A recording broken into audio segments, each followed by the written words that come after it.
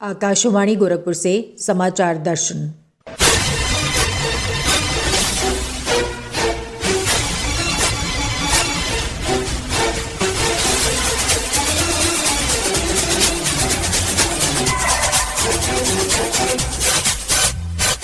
इस अंक में प्रधानमंत्री नरेंद्र मोदी ने जन आकांक्षाओं को पूरा करने वाला बजट प्रस्तुत करने के लिए वित्त मंत्री की सराहना की। प्रधानमंत्री ने कहा, बजट लोगों, उद्योगों, निवेशकों और बुनियादी ढांचा क्षेत्र में सकारात्मक बदलाव लाएगा। उन्होंने कहा, गांव और किसान बजट के केंद्र बिंदु हैं और मुख्यमंत्री योगी आदित्यनाथ ने बजट को ऐतिहासिक, व्यवहारिक और अर्थव्यवस्था को विकास की राह पर ले जाने वाला बताया।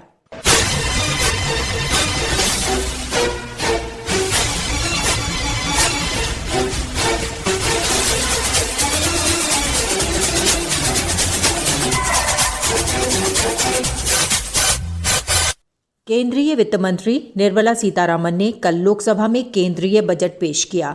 बजट में अर्थव्यवस्था को मजबूती देने, रोजगार को बढ़ावा देने, सूक्ष्म और लघु उद्योगों समेत समग्र औद्योगिक इकाइयों को और सशक्त बनाने पर जोर दिया गया है। बजट में आत्मनिर्भर भारत पर विशेष ध्यान केंद्रित किया गया है। साथ ही किसानों की आमदनी बढ़ाने और कृषि क्षेत्र में सकारात्मक सुधारों के लिए भी बजट में प्रावधान किए गए हैं। प्रधानमंत्री नरेंद्र मोदी ने लोगों की आकांक्षाओं को पूरा करने वाला बजट पेश करने पर वित्त मंत्री को बधाई दी है। उन्होंने कहा कि आम बजट से उद्योग, निवेश और बुनियादी ढांचा क्षेत्र में बहुत सकारात्मक बदलाव होंगे। अपने संबोधन में उन्होंने बजट को ऐतिहासिक बताया। वर्ष 2021 का बजट असाधारण परिस्थितियों के बीच पेश किया गया है। इसमें यथार्थ का एहसास भी और विकास का विश्वास भी है। कोरोना ने दुनिया में जो प्रभाव पैदा किया, उसने पूरी मानव जाति को हिलाकर रख दिया है। इन परिस्थितियों के बीच बजट भारत के आत्मविश्वास को उजागर करने वाला है और साथ ही दुनिया में एक नया आत्मविश्वास भरने वाला है। बजट में आत्मनिर्भरता का विजन भी है और हर नागरिक, हर वर्ग का समावेश भी है। हम इस बजट में जिन सिद्धांतों को लेकर चले हैं, वो हैं ग्रोथ के लिए नए अवसरों, नई संभावनाओं का विस्तार करना, युवाओं के लिए नए अवसरों का निर्माण करना, मानव संसाधन को एक नया आयाम देना, इंफ्रास्ट्रक्चर निर्माण के लिए नए नए क्षेत्रों को विकसित करना, आधुनिकता की तरफ आगे बढ़ना, नए सुधार लाना।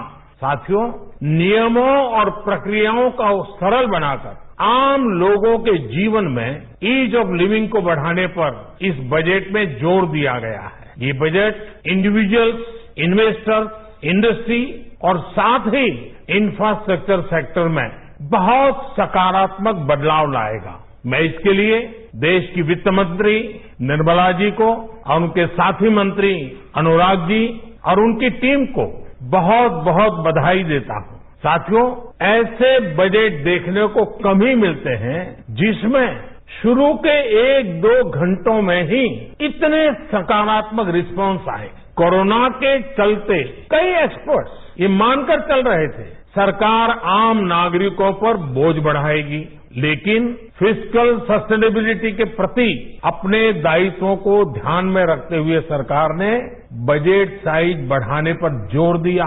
हमारी सरकार ने निरंतर प्रयास किया है कि बजट ट्रांसपेरेंट होना चाहिए। मुझे खुशी है कि आज अनेक विद्वानों ने इस बजट की ट्रांसपेरेंसी की सराहना की है। साथियों, भारत कोरोना की लड़ाई में रिएक्टिव होने के स्थान पर हमेशा ही प्रोएक्टिव रहा है। चाहे वो कोरोना के काल में किए गए रिफॉर्म्स हो या फिर आत्मनिर्भर भारत का संकल्प, इसी प्रोएक्टिवनेस को बढ़ाते हुए आज के बजट में भी रिएक्टिव का नामो निशान नहीं है। साथ ही हम एक्टिव पर, स्टेटस को पर भी अटके नहीं हैं और हमने इस बजट में भी प्रोएक्टिव बजट देकर के देश के सामने प्रोएक्टिव होने का संदेश दिया है। ये बजट उन सेक्टर्स पर विशेष रूप से केंद्रित है जिनसे वेल्थ और वेलनेस दोनों ही तेज गति से बढ़ेंगे, जान भी जहान भी। इसमें एमएसएमई और इंफ्रास्ट्रक्चर पर विशेष रूप से जोर दिया गया है। इसी तरह ये बजट जिस तरह से हेल्थ केयर पर केंद्रित है वो भी अभूतपूर्व है। ये बजट देश के हर क्षेत्र में विकास यानी ऑल राउंड डेवलपमेंट की बात करता रहता है।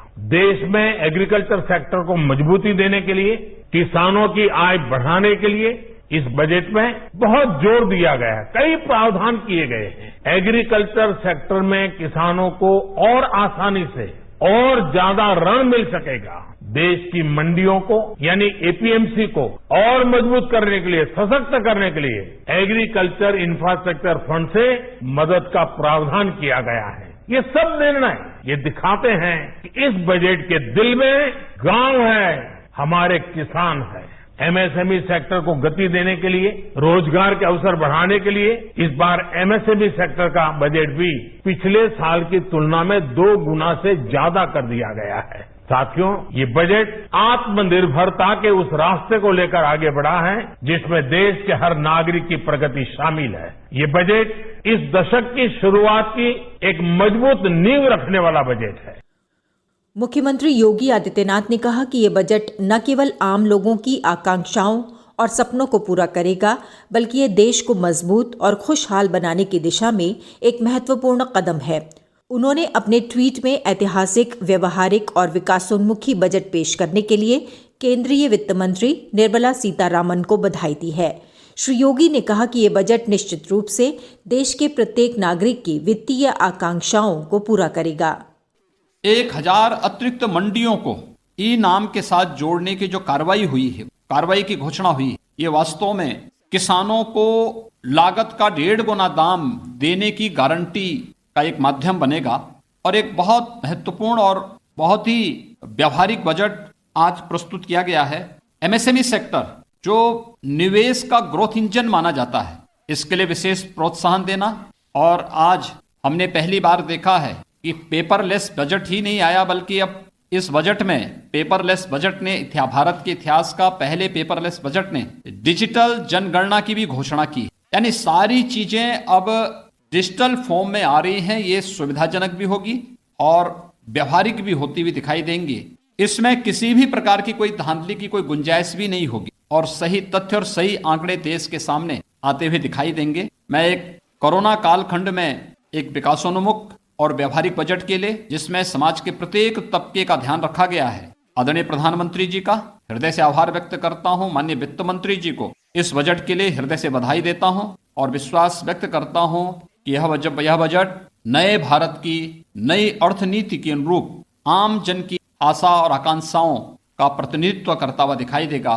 भारत को दुनिया की एक आर्थिक ताकत के रूप में प्रस्तुत करने का एक माध्यम बनेगा। बजट में 100 सैनिक स्कूलों को राज्य सरकारों के साथ या पीपी मॉडल के साथ बनाने की घोषणा तो स्वागत योग्य। इसके साथ ही शिक्षा के क्षेत्र में भी व्यापक करने, अनुसूचित जाति के बच्चों के लिए स्कॉलरशिप की जो घोषणा हुई, यह अत्यंत लाभकारी से वरिष्ठ नागरिकों की जो अपेक्षाएं थी, कोरोना कालखंड में भी सरकार ने उनका ध्यान रखा और अब 75 वर्ष से अधिक आयु के जो भी वरिष्ठ नागरिक, उनके पेंशन की आय में टैक्स से छूट देने की घोषणा भी स्वागत योग्य। अनुसूचित जनजाति के बच्चों के लिए एकलव्य आवासीय विद्यालयों घोषणा अत्यंत सराहनीय पहल है। और अगर मैं कहूं तो ये बजट सर्वसमावेशी, सर्व कल्याणकारी और आत्मनिर्भर भारत की मंशा से इसके गांव का, गरीब का, किसान का, नौजवान का, महिलाओं का और समाज के प्रत्येक तबके के लिए कल्याणकारी होगा। सबका साथ, सबका विकास और सबके विश्वास पर यह बजट खरा उतरे।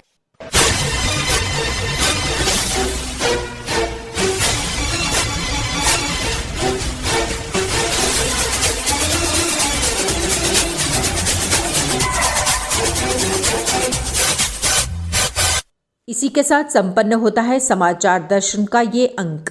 संपादन आदित्य शुक्ला एवं वाचन सुकीर्ति अस्थाना।